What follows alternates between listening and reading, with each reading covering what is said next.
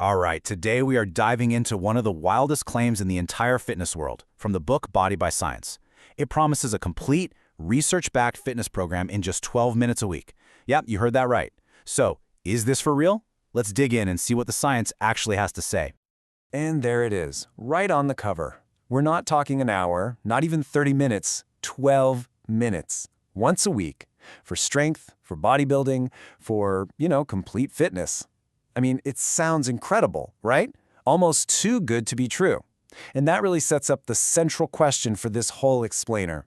So, is this just some brilliant marketing in a super crowded field, or is there some real, hard science behind it? To figure that out, the authors say we can't start with the solution. Now, we have to start with the problem they're trying to solve.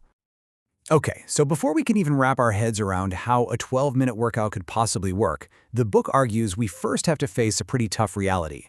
Most of what we think we know about fitness is just, well, it's flat out wrong. The way the authors see it, the average person trying to get in shape is just wading through this swamp of conflicting advice. You've got opinions, you've got folklore, you've got people who are literally trying to deceive you. So the first question isn't what workout is best, it's something way more fundamental.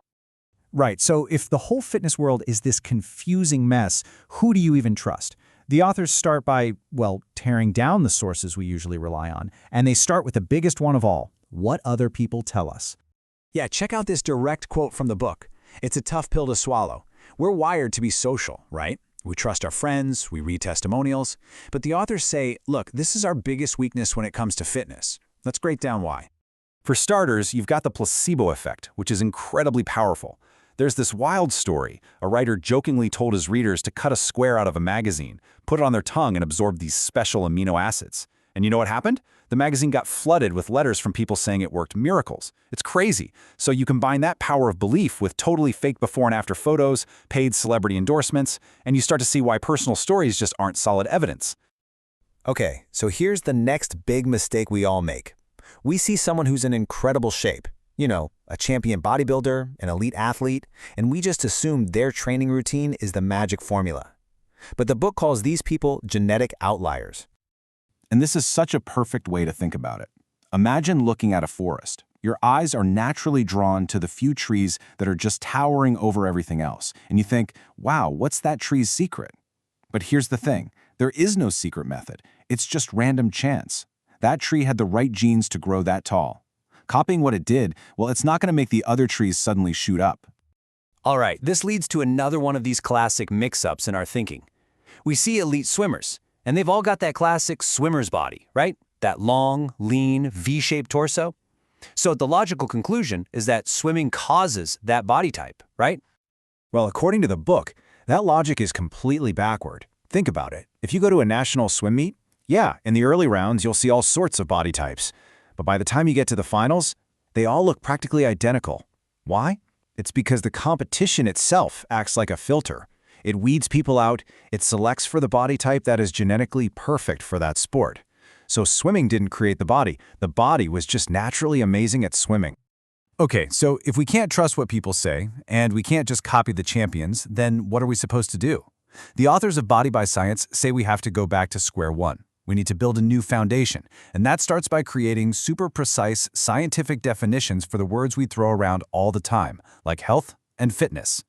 And to do that, we got to understand two really important biological ideas. First, you have catabolism. Think of this as the breaking down process. It happens when you're under stress, when you're exerting yourself.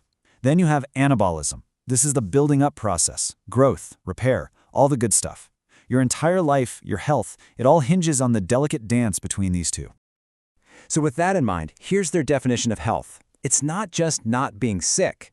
The key idea here is that true health is the state where your body is successfully keeping that catabolic-anabolic balance in check. That balance between breaking down and building back up is everything. Now, fitness, that's defined totally differently. Fitness is just your ability to handle challenges that are above your normal resting level of activity. Now, notice what's missing from that definition, the word health. And that's on purpose. Because according to the authors, they are not the same thing at all. In fact, being super fit can actually be dangerous. I mean, you can have super normal fitness that absolutely wrecks your health. Just look at the story of the ancient Greek runner Eucydus. After a huge battle, he ran an insane 125 miles in a single day to bring sacred fire back to his city. He made it, he delivered the flame, hugged his friends, and then he just collapsed and died. He demonstrated an unbelievable, superhuman level of fitness, but in doing so, he literally destroyed his health. So this all leads us to the most important question of all. If being crazy fit can actually be unhealthy, and if everything we thought we knew about training is built on shaky ground, then what in the world is exercise really? Okay, now you really have to pay close attention to the end of this definition. True exercise, they say, is an activity that stimulates a positive adaptation that helps both your fitness and your health. And here's the kicker. It cannot undermine your health while it's trying to improve your fitness. That one little condition, it changes absolutely everything, and it leads to the book's most provocative claim by far. Because based on that very strict definition, the authors come right out and say it. Those who select running as their modality of exercise are taking a huge risk. Whoa! To say that a popular activity like long-distance running isn't proper exercise, that's a massive statement. But they insist it's not just their opinion. They say it's based on cold, hard data. And here's the data point they use to back it up. They cite studies showing that a mind-boggling 60%, 60, of runners get injured in an average year. I mean, think about that.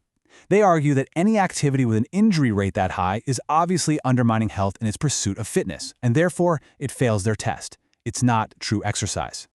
And this is where it all comes full circle. Remember catabolism and anabolism? The breaking down and building up? The book's argument is that chronic, long-duration stuff like marathon running keeps your body stuck in a catabolic state. You're just constantly breaking down, breaking down, breaking down. There's never enough time to get into that anabolic, building up phase. And the result? Chronic wear and tear, injuries, and ultimately a net loss of health. And that leaves us right here. So if we've been fooled by testimonials, if we can't just copy the genetic superstars, and if a lot of popular, time-consuming activities are actually doing more harm than good, it all boils down to one final question. What is the right kind of exercise? What's the specific stimulus that can trigger a positive adaptation for both fitness and health, and do it so safely and so efficiently that you only need 12 minutes a week? That, right there, is the entire promise of Body by Science.